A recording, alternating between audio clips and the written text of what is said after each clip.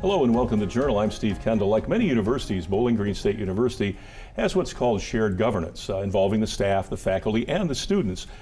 We're joined today by members of the undergraduate student government at Bowling Green State University.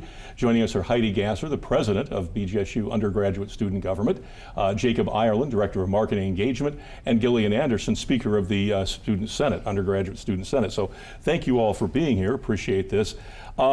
Kind of to start out, sort of tell us how each of you got here and how you're involved and why you're involved. So Heidi, talk about why you're in student government and how you got involved in it. Thank you so much for having us, Steve. We're so honored to be here. And one of the reasons that I really enjoy undergraduate student government is because we get to spread the message about how we care about students, but also we are students. So I am a political science, philosophy, economics, and law major. I also do a little bit of stuff in nonprofit administration and journalism.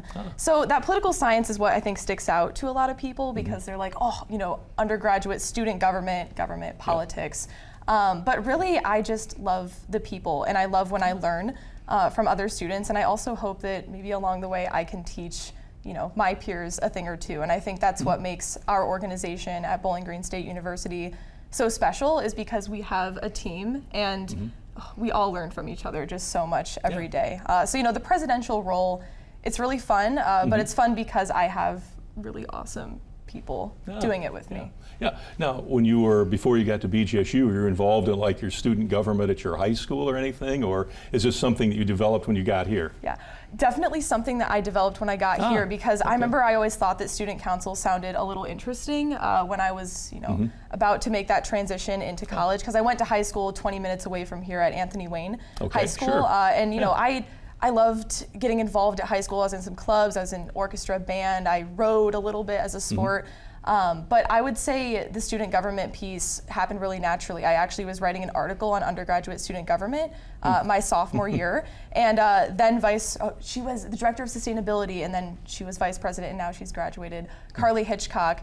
I heard her passion while I was talking to her, as a journalism student, and just seeing her passion inspired me to apply. And then I interviewed with Emily Jerome, and then I guess the rest is history. Yeah, not bad. Yeah, and Jacob, tell us your story about how you got to where you are today. Yeah. Well, I'm majoring in visual communication technology, and I'm minoring in computer science. And it was about like sophomore year, I made like the switch from a major in computer science to visual communication technology. And I guess I impressed our past president, Emily Jerome. She came up to me at the end of sophomore year, and she was like, "Hey, how would you like to help with marketing and student engagement?" Mostly marketing at that point. And I was like, oh, sure. I love student government. I was involved in student government in high school, student council, and I was like, maybe this is my way to get into it. And I just fell in love with it last year, and I'm glad that Heidi asked me to come back. And yeah, we'll get into like what each of your roles are in a little while too, because obviously there's a lot more underneath the titles that you have. Gyllien, kind of tell us how you got to this point. Absolutely. So I'm a double major in psychology and popular culture with a minor in creative writing. But I've always had a passion for like leadership and mentorship, and pretty much like setting up for like progress to be made in the future, and like continuing to like expand people's experiences. And that's really what undergraduate student government is. And I always wanted to get involved with it in high school, but I never really had the opportunity. But I was in 4-H for a very long time, club president, junior fair board for Portage County, Randolph Fair. And I've always been very involved, and so I actually met the president my freshman year at a bingo game. It was Zach Nosen was president at the time, and I ran into him again at Campus Fest, and he was like, "Oh, you should get involved in USG." And so that was kind of my experience. I also interviewed with Emily Jerome. We'll name drop her. There's a thread running through here. Yes, yes. But it ended up being one of the best decisions I've ever made, was joining USG. Now, when we talked about, now obviously you're elected, you have to run for the role, the position. Do. Yeah, and probably being the president of the Student Senate, that's an elected sort of role as too. And Jacob, you're kind of an appointee, is that right? You didn't have to run to be director of marketing or run for office, kind of? Yeah. Yeah. So what is that? Okay, so as you start to do that, that process is a little political, not in the sense that we talk about politics at the national and state level, but talk about your experience about running for that office. I mean, you obviously have to reach a lot of students, and it's like any other constituency, you can't meet every single one of them. So talk about the process that you guys went through to become elected to the positions that you hold? This is a really good question, and I love, again, that you're asking this because we have different layers of sort of legitimacy that are built into the organization of undergraduate student government. So Vice President Elise Adrian and I ran uncontested, and it's been that way, I think, since COVID. Am I correct in saying that? Okay. So appealing to the constituency, you didn't have as much of that competition because it's in the word uncontested. Sure. My greatest dream is that every election we see from Elise and I onwards is that we see it contested, because that means that you have a lot of interested, confident talent. And I feel so grateful to have this trust on Elise and I. But yeah, we submit the ballot to our advisor, Sarah Jordan, who works very closely with she is in the Office of Student Engagement, but she knows the people to contact. I think marketing and brand strategy were in the building for that. Sure. Yes. Yeah, they're just down the hall here. Yes, just down the hall here. And then we send out a ballot not only with the presidential ticket, but then everyone gets elected as a senator. And then that's where someone like Jacob can be appointed after he was already elected as a senator. And then Gyllien will probably want to talk about how we have internal elections that nominate the speaker as well. So Jacob, you actually did run for office as well. Yeah. Gotcha. Okay, I wasn't aware of that. So yeah, we'll talk about that process too, because being a student senator, again, you're trying to deal with everybody on campus to some degree. Was your experience different than hers in terms of contesting? Because obviously there was more than one candidate to be a student senator here at the university. Yeah, so I ran for like a senator at large position, and there were like several candidates that ran. And I was running more on the position of I'm gonna run for like engagement-wise, like how can I help better the student experience on campus?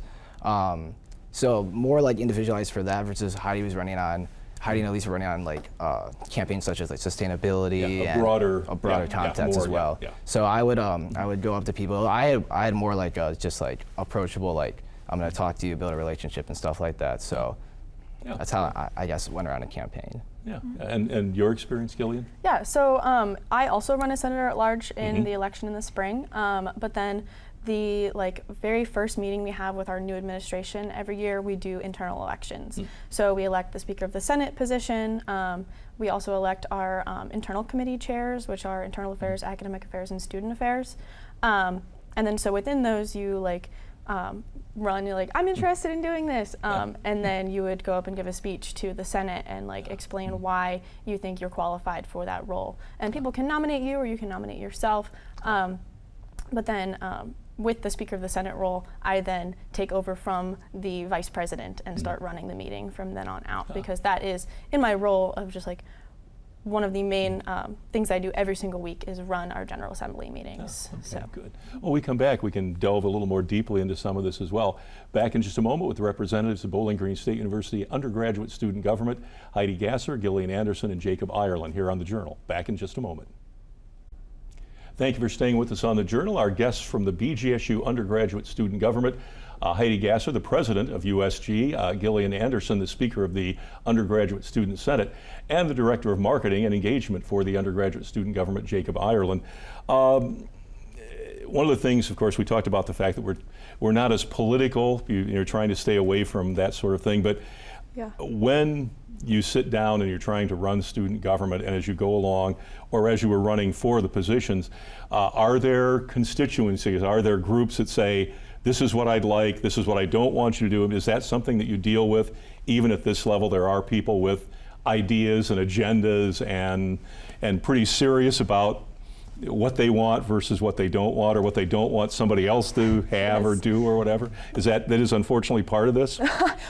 Unfortunately and fortunately. But the unfortunate part I'll start with first, because we are a bipartisan organization. Which is interesting because that's different from nonpartisan. We have an organization called BGSU Votes that is nonpartisan. Everyone should vote. We want everyone to get engaged. USG feels the same way, and we're allowed to take a stance on something. So I have an agenda as a single individual, but we certainly have many groups on campus who, under this kind of umbrella, hopefully inspiration of undergraduate student government, we can uplift. So if you want some concrete examples, the BG Socialists hosted a event, a humanitarian fundraiser for the conflict in the Middle East. And I've talked with their leaders, and I decided to attend in a personal capacity. But also, when I decided to go to that event, there's Heidi Gasser, and there's Heidi Gasser, who is involved in undergraduate student government. Sure. And I felt comfortable going up to one of our law enforcement officers. I believe he's in a leadership role. His name was John. And he was a lovely gentleman, and we had a great conversation about what it means to protect the rights of people that are in surrounding areas. And it was a concert, music, right? But then also making sure that these people that are attending this event feel safe, and are exercising their rights to hold such an event. Sure. Yes. Yeah. So I think an example like that can describe the nuance almost better than any specific rule, expectation, or regulation for a constituency, because undergraduate student government, we are not everything, but we support students that have passions, and we call ourselves the bridge between students and administration. Right. Yeah. Which is and we can talk about that too, because I mentioned shared governance in the intro, and that is part of what the university does. And of course, now obviously outreach and engagement. You're always out there trying to get more people involved, and of course, obviously push out to what student government is doing. So talk about your role in that. Yeah. So it's like a little bit of going out there, going to the involvement, starting involved in, and networking a lot with people. I know. I want USG to have like the best representation of all parts of campus. So whether it's getting maybe a representative from like Interfraternity Council or a representative for a Black Student Union or any like organization across campus like Res Life, I want their voice to be heard. So I personally like to go up and make that connection with them to let them know that, hey, we want your group or organization's voice to be at BGSU, because it's the whole like undergraduate student government. It's not just a certain group of people. So so that, and then also with the marketing side of it, I'm making like graphics. I'm emailing people, like the correct people, or Heidi will send me like the correct people to email. So just so that our like message is like getting out out there and effectively, and what we want to say and represent for students. Yeah, because obviously a lot of information to get out to people so they know what's going on, and then how it affects them, how they can involve, that sort of thing. Exactly, so yeah. And Gyllien, obviously you're in charge of the Student Senate. I'm hoping you're going to tell me that it isn't quite as entertaining as what we see at the national level or the state level. So what is that role like for you in terms of when you open up the meetings and say, okay, we're going to roll? What's that like for you? Well, I mean, we are very much so like on a much smaller scale. We're working on expanding our Senate a lot. We have some really exciting changes that we're hoping to make in the next couple weeks. What are those changes? I think it'd be cool to talk about a couple. Constitution and bylaws, baby. Yes, we're updating our Constitution and bylaws, which is the duty of our Internal Affairs Chair, Abby Berger. And one thing that we're doing is expanding like our senator at large seats, our student unions. We each like are doubling a lot of these different senator seats so that we can have much more representation, because we've had a complete surge in interest. So like within my role, I do all the interviews to like bring new senators in, and I don't want to turn people away when they have a passion and an interest to like have their voices heard and help to make other people's voices heard. And voices being heard is definitely like the big part of like the partisanship of our organization. Is like every senator has a right to author legislation and try to pass these different like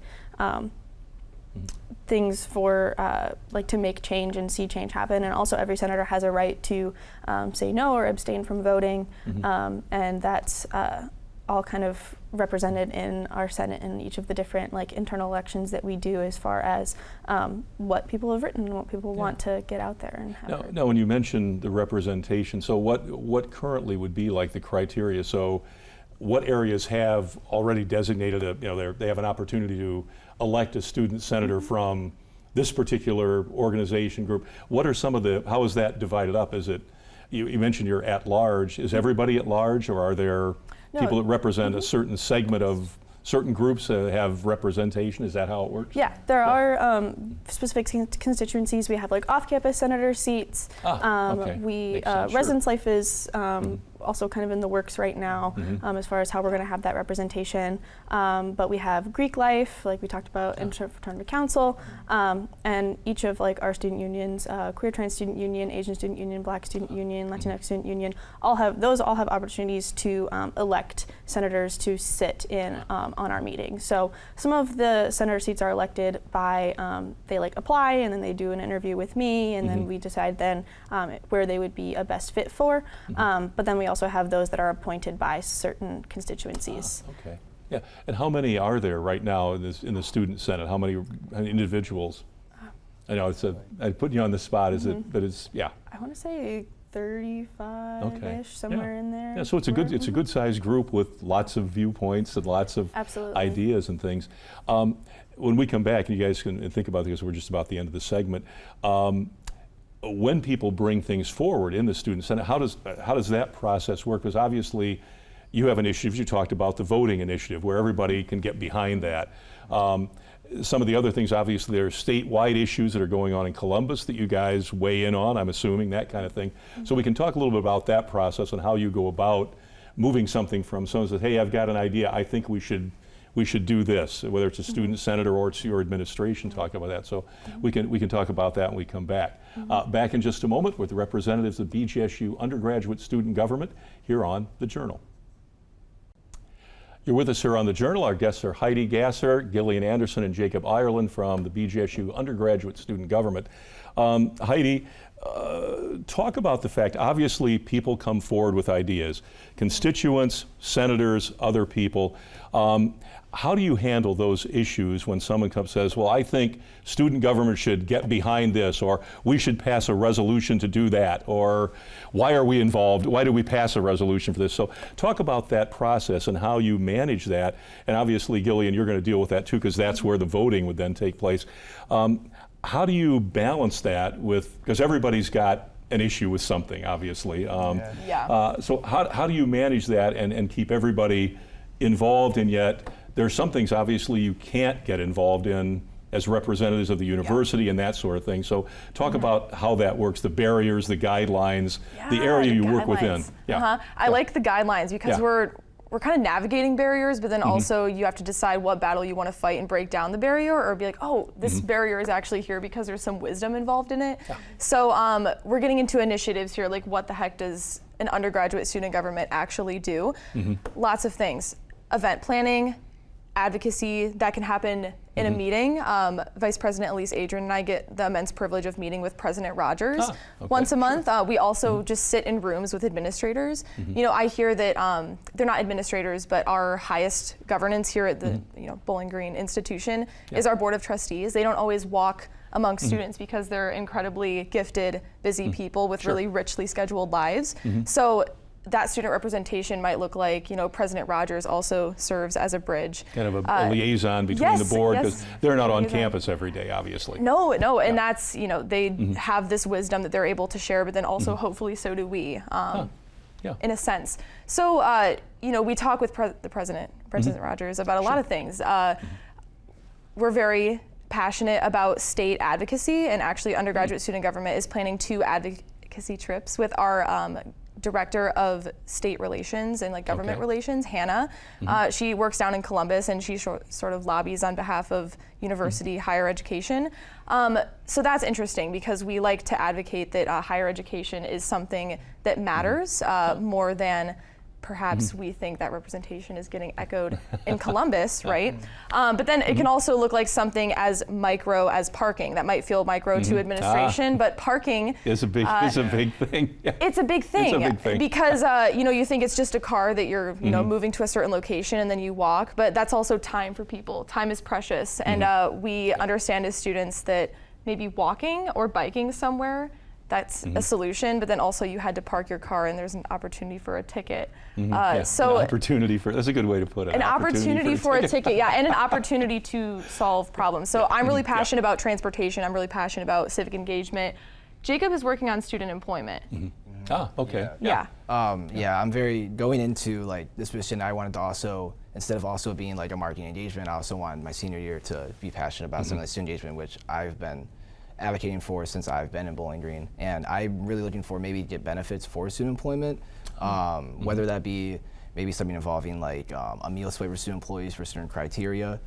Just something to like, say, hey, we see what you're doing, or stuff like that, and we appreciate that. And if we can get those fun stuff like that, that'd be like awesome. Yeah, and you mentioned the advocacy part, and that is obviously, because overall what you're trying to do is make sure that the student experience here, and the university is very good at that, but that their voices are heard on all of these issues that may not float to the surface, as obviously, as you said, the trip to Columbus, where legislators think maybe they know what's going on at a in terms of how things should run at a university, and you can go down there and give them, well, here's our perspective on how this works or what isn't working, that kind of thing, that they may or may not be aware of. They think they know, or they've heard from different constituencies. When things move to the point where now the student senate is looking at them, how do you manage that? Because obviously you're going to have people with very strong ideas about certain things and want action on them and want everybody behind them and want it done right now. So talk about managing that group, because obviously you can't keep, what I think you guys have found out is, in elected positions, you can't keep everybody happy all the time. It just doesn't happen. Because everyone's not happy, but everyone is welcome to the table and exactly. specialize and get involved. And that's so how do we do that? Yeah, so talk about that process, how you entertain everyone at the same, in terms of entertaining their ideas, not entertaining them, but you allow them to have to bring their ideas forward, and yet maybe it isn't something that's going to get support from enough people to move it forward. So talk about handling that process from your position. Yeah, absolutely. So in the 3 years that I've had this position as the Speaker of the Senate, we've never gotten super rowdy or passionate about anything in what a was the General fun of Assembly being meeting. there then? No, I'm just kidding. Just kidding. The fun is in the change. The fun is in the change that we see. There's still time. You got a few months. No, just I kidding. will. Just I will kidding. make it rowdy. I will make it crazy. Okay. But it's like after the first reading of any like presented statement or like legislation, there's always opportunity for like public questions where the senators can like ask questions about legislation or like point out any like errors or things like that. But there's also equal time to do that privately. So senators can approach the author of a statement and be like, hey, I think this could be a little bit different, or this is how I kind of disagree, or I think that this could potentially like be changed or expanded to represent more, or however that change may be seen. But there is plenty of opportunity for people to have their voices heard, and that's also where like the beginning stages of that authoring comes from the like internal committees that we have. So a lot of times it'll start with an idea, and then it'll be taken to those like committees that happen immediately after our General Assembly meetings, and then that's where the ideating happens. That's where the different opinions come in. And then that's how people start to be like, oh, I want to help author that, or oh, I want to sponsor that. What are we authoring in like event planning? Because we do a bunch of different projects, and it almost gets overwhelming. Yeah. For like event planning, you're talking about like events we want to do, is coming up and stuff like that. I mean, we just said, so how do those what events rise to the top? How does that process work? We got like about a minute and a half, so you're probably gonna get the last word. That's really, okay. really, That's good. Yeah. So there's definitely like initiatives that I would say that Heidi and Elise were pushing when they ran for president as well. So some events will like regard around that. Like this past Wednesday, we said symposium on sustainability, where we invited a bunch of student organizations that are like environmental adjacent or like service adjacent, and then we also had like a focus group. So that's one of those areas where the event planning comes into place. But honestly, if someone has an initiative and they want to like, let's say, create like a forum on maybe let's say the upcoming elections, and they want to have speakers come in, we'll facilitate that as a bipartisan organization. But just so that student voice and those voices are heard, we'll host that event, and then we usually have like a midster as well, just where a bunch of student organizations can come together and network, learn about each other, and that's really what undergraduate student wants to do, just bring a bunch of student voices together. Get everybody together to hear each other's ideas and maybe politely disagree. And that's the fun part, genuinely. To give them give a forum where people can express thoughts that may be different than the person next to them, but at the same time, do it in a way that everybody can hear each other and listen, I guess. And we yeah. create Yeah. the best out of it because you heard everything, took it into account, and created regardless. Yeah. Great, great. Well, thank you so much for coming on. It's a real insight, and it, Thank you know, you and so it much. makes for you having feel us. good the fact that you guys are there, and it sounds like you're really, passionate about this and really representing the students and the university well as well. So thank you so much for doing this. Appreciate it. Thank Thank you you so much for having us. And feel free to let us know whenever you have something you want to talk about. We'll have you on to talk about that. It's always, doors always open. So good, good. You can check us out at WBGU.org. You can watch us every Thursday night at 8 p.m. We will see you again next time. Good night and good luck.